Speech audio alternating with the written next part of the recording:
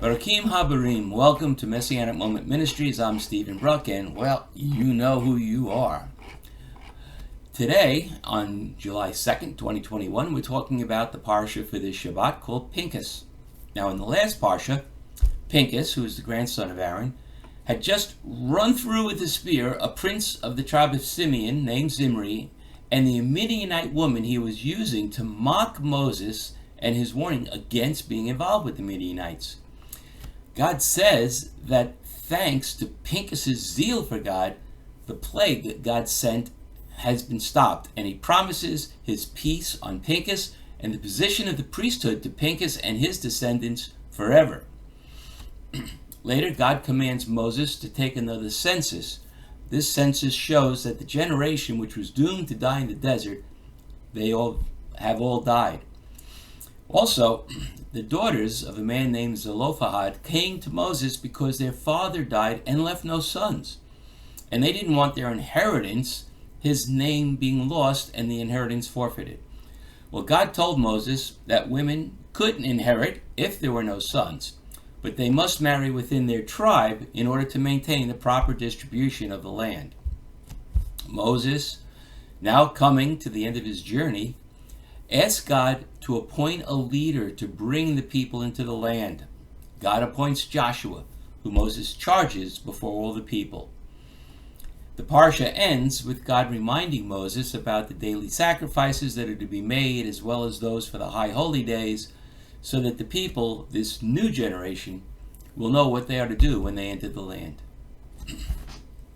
Well, as I was reading this, it struck me right from the start that the action of one man, Pinchas, was enough to make a change in the lives of every single Israelite that lived at the time that Zimri mocked Moses and God in front of everyone, even though he was in the midst of this plague that God sent to punish the sins of the people. Now, initially, God had Moses and the chieftains hang those who had aligned themselves with Baal, but when Pinchas showed his righteous anger from his zeal for God, God stopped the plague.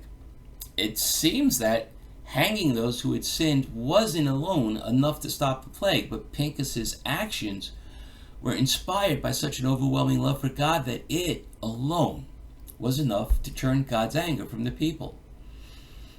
Well, my question is this: can one person's actions be so significant as to change God's plan?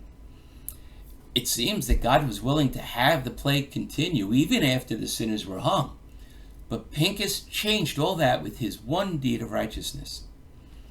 Shaul, in his letter to the Romans, said that through the actions of one man sin entered the world, and by the actions of one man salvation became attainable.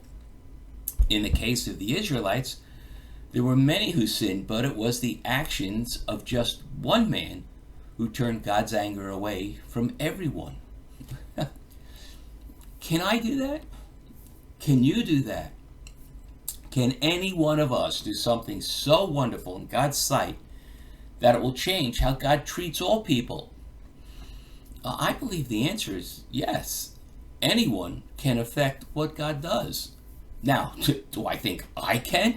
Well, that's a different issue. I don't believe I am anywhere near holy or zealous enough to initiate such actions.